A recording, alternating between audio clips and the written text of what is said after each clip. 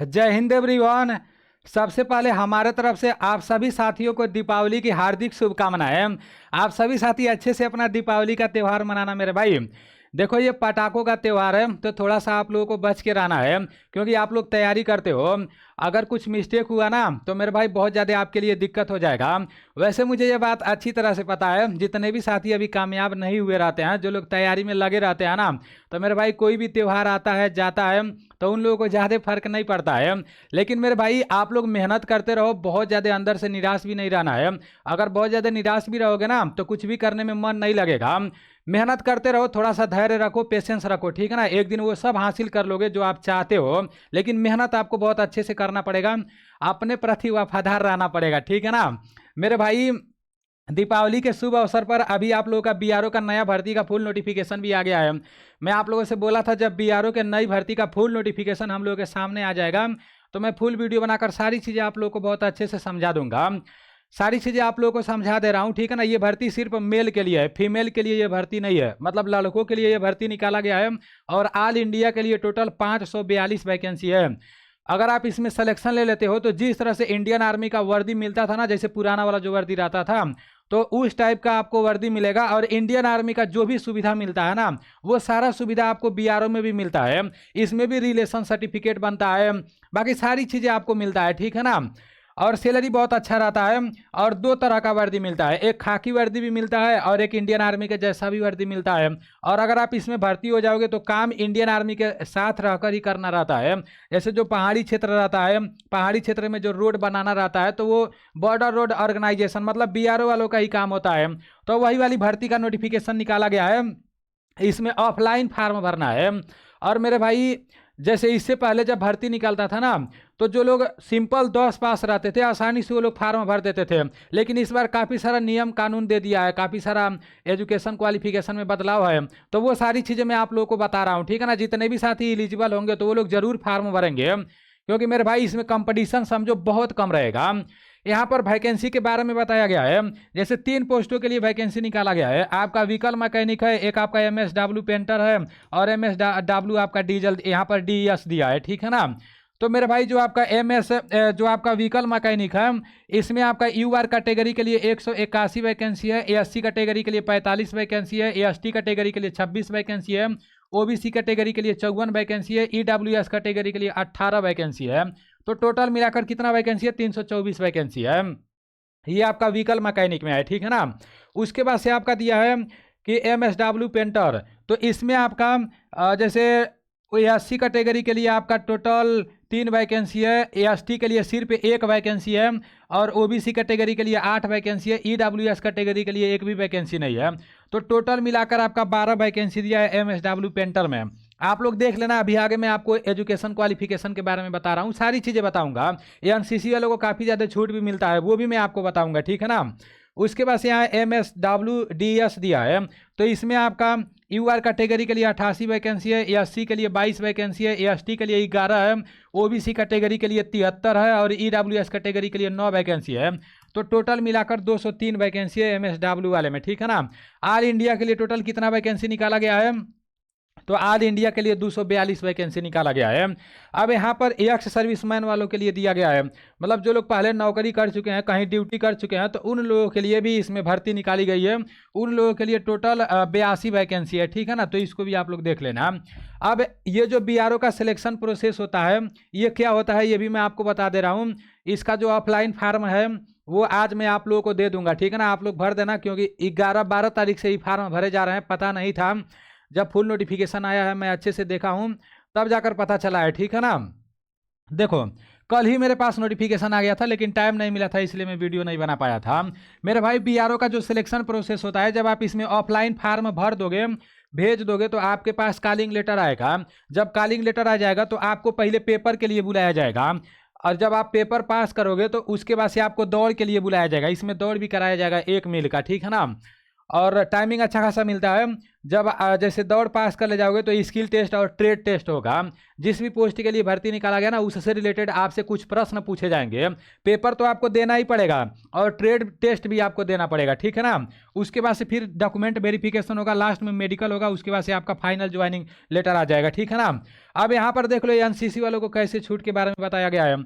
देखो जिन लोगों के पिताजी ग्रिप में मतलब पहले बीआरओ में होंगे तो उन लोगों को भी पेपर में 15% का छूट मिल जाएगा रिलेशन वालों को। और जिन लोगों के पास ये एनसीसी सी का सर्टिफिकेट है तो उन लोगों को पेपर में 10% का छूट मिल जाएगा। जिन लोगों के पास ये एनसीसी बी का सर्टिफिकेट है तो पेपर में 5% का छूट मिल जाएगा। उसके बाद से फिर यहाँ जो यंग सर्विसमैन वाले हैं उन लोगों के बारे में बताया गया है। तो ये एनसीसी वाले भाइयों के लिए भी काफ़ी अच्छा खासा छूट दिया गया है। अब इसमें एज कितना मांगा गया है ये भी आप लोग देख लो। फिर एजुकेशन क्वालिफिकेशन भी मैं आपको बता दे रहा हूँ कि किस में फार्म भरने के लिए कितना पास होना चाहिए। फिर इसका ऑफलाइन फार्म मैं अपने टेलीग्राम चैनल में भेज दूंगा पूरा नोटिफिकेशन के साथ, ठीक है ना। आपको टेलीग्राम पर जाना है, नीलेश ब्लॉग लिखकर सर्च मारना है, उधर मेरा टेलीग्राम चैनल आ जाएगा। तो वहाँ से आप लोगों को इसका ऑफलाइन फार्म मिल जाएगा।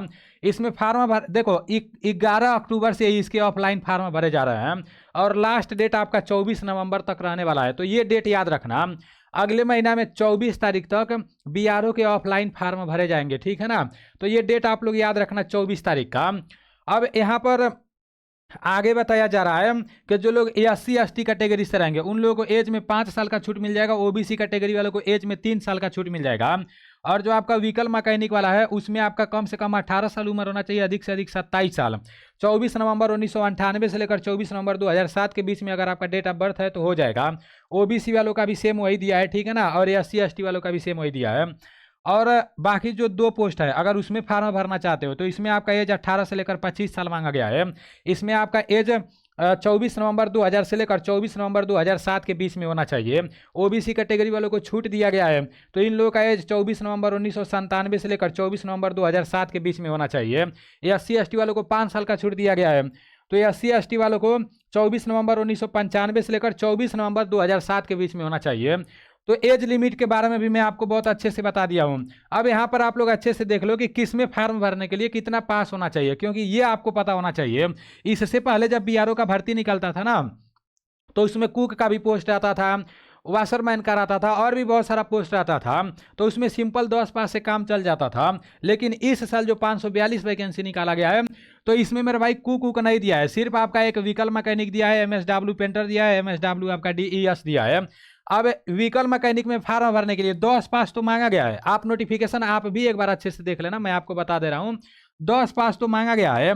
10 पास के साथ साथ यहाँ पर बोला जा रहा है कि बताया जा रहा है पासिंग सर्टिफिकेट आप mechanic in motor vehicle diesel heat engine, मतलब ये बोल रहा है ना कि मोटर व्हीकल बोला है मोटर व्हीकल और हीट इंजन का अगर आपके पास प्रमाण पत्र है, सर्टिफिकेट है, तभी आप इसमें फार्म भर पाओगे व्हीकल मैकेनिक में। अगर ये नहीं है 10 पास के साथ साथ बोला है कि पासिंग सर्टिफिकेट आप mechanic in motor vehicle diesel और यहाँ पर दिया है कि हीट इंजन, अगर इसका सर्टिफिकेट है तो फिर आप 10 पास के साथ साथ आसानी से भर सकते हो। अगर ये नहीं है तो इससे रिलेटेड आपके पास ITI का सर्टिफिकेट होना चाहिए, उसके बारे में भी नीचे यहाँ पर बताया गया है, तभी आप भर सकते हो। अगर ये भी नहीं है, अगर आप कहीं काम किए हो, जैसे मान लो इंडियन आर्मी वाले काम कर रहे हैं, इंडियन आर्मी के अंदर आप कोई काम किए हो और इससे रिलेटेड आपको कोई प्रमाण पत्र मिला है तो फिर आप इसमें फार्म भर सकते हो, उसके बारे में यहाँ पर बताया गया है, ठीक है ना। अब यहाँ पर आगे बताया गया है कि MSW, इसमें तो सीधा सीधा 10 पास के साथ साथ ITI का सर्टिफिकेट मांग दिया है, इसी से रिलेटेड होना चाहिए, उसके बारे में यहाँ पर लिखा गया है। नहीं तो आर्मी में अगर काम किए हो, कोई प्रमाण पत्र है इससे रिलेटेड, तभी भी आपका काम चल सकता है। उसके बाद से MSW आपका DES दिया है, इसमें भी 10 पास के साथ साथ ITI का सर्टिफिकेट मांग दिया है, ठीक है ना। बस इसमें ही बोला है कि भाई अगर आपके पास mechanic in motor vehicle diesel heat engine का प्रमाण पत्र है तो आप फार्म भर सकते हो, नहीं तो ITI होना चाहिए 10 पास के साथ साथ। तो जिन लोगों के पास ITI का भी सर्टिफिकेट होगा, NCC का भी सर्टिफिकेट होगा ना, बहुत ज़्यादा चांस रहेगा इसमें भर्ती होने का, वो लोग जरूर इसमें फार्म भरेंगे। वैसे इसका एडमिट कार्ड परसेंटेज पर आता है, लेकिन आप लोगों को फार्म भर देना है, ठीक है ना। जब आप ऑफलाइन फार्म भरोगे तो ऑनलाइन पेमेंट करना रहेगा। फार्म तो ऑफलाइन भरना है लेकिन ऑनलाइन पेमेंट करोगे, एक रिसिप्ट मिलेगा, फिर जो फार्म भरोगे तो उसी में वो रिसिप्ट लगाना रहेगा, ठीक है ना। ऑनलाइन पेमेंट करने के लिए एक वेबसाइट दिया जाता है, यहाँ पर ऑनलाइन SBI कलेक्ट करके ऐसे कुछ वेबसाइट दिया जाता है, आप नोटिफिकेशन में देख लेना, ठीक है ना। अब यहाँ पर फीस के बारे में बताया गया है। तो general candidate EWS ex serviceman के लिए 50 रुपया लगेगा, OBC के लिए भी 50 रुपया लगेगा, SC ST के लिए 1 भी रुपया एप्लीकेशन फीस नहीं लगेगा। हाउ टू अप्लाई, ये आपका अप्लाई मतलब इंग्लिश या हिंदी दोनों में आप फार्म को भर सकते हो, ये बोला गया है। अब कौन कौन सा डॉक्यूमेंट आपके पास होना चाहिए, तो जो भी आपका कॉल लेटर है, मतलब जो भी आपका इसमें दिया रहेगा कॉल लेटर, तो वो आपके पास होना ही चाहिए पूरा। जो भी डॉक्यूमेंट है अभी मैं आप लोग जो भी आपका फार्म है आगे मैं दे रहा हूँ, ठीक है ना। आधार कार्ड, जो आधार कार्ड में जो मोबाइल नंबर लिंक है वो वाला होना चाहिए, ठीक है ना। यहाँ पर साफ साफ लिखा गया है। अगर आधार कार्ड अपडेट नहीं रहेगा तो फिर आपका दिक्कत हो जाएगा, आगे दिक्कत हो जाएगा, साफ साफ ये लोग मेंशन किया है। फिर बोल रहा है कि आपको फोटो ले लेना है ओरिजिनल, ठीक है ना, जैसे फोटो मतलब लेटेस्ट होना चाहिए। एजुकेशन क्वालिफिकेशन सर्टिफिकेट, मतलब जो भी आपके पास ITI का सर्टिफिकेट है या जिस स्टेट में फार्म भर रहे हो उससे रिलेटेड कोई सर्टिफिकेट आप लगा रहे हो तो उसका फोटोकॉपी आपको दे देना है, ठीक है ना। ड्राइविंग लाइसेंस है तो उसका भी फोटोकॉपी आपको दे देना है। कास्ट सर्टिफिकेट मतलब जात प्रमाण पत्र, एक्सपीरियंस सर्टिफिकेट है तो उसको भी लगा दो। और ये एक्स सर्विसमैन वालों के लिए बोला गया है। उसके बाद से कुछ नहीं बताया गया है, ठीक है ना। उसके बाद से डोमिसाइल सर्टिफिकेट मतलब निवास प्रमाण पत्र भी आपके पास होना चाहिए, ठीक है ना। तो ये सारी चीज़ें आपके पास होना चाहिए। इसका मैं पूरा PDF भेज दूंगा, आप लोग डॉक्यूमेंट को देख लेना। अगर आप इसमें फार्म भरोगे तो इसमें लंबाई आपका ज़्यादा नहीं मांगा जाता है, अधिक से अधिक आप लोग का 162.5 सेंटीमीटर मांगा जाता है, बाकी लोगों का तो कम ही मांगा जाता है। ये तो आपका उत्तर प्रदेश और देश वालों का 162.5 सेंटीमीटर मांगा जाता है। इसमें जो दौड़ कराया जाता है 1600 मीटर कराया जाता है, 10 मिनट का टाइम दिया जाता है। पहाड़ी क्षेत्र में बर्फीली एरिया में दौड़ कराया जाता है तो थोड़ा सा दिक्कत होता है। अब ऑफलाइन फार्म भरना है, ये रहा इसका ऑफलाइन फार्म, ये मैं अभी अपने टेलीग्राम चैनल में भेज दे रहा हूँ, आप लोग अच्छे से देख लो, ठीक है ना। ये पूरा का पूरा ऑफलाइन फार्म निकलवा लेना।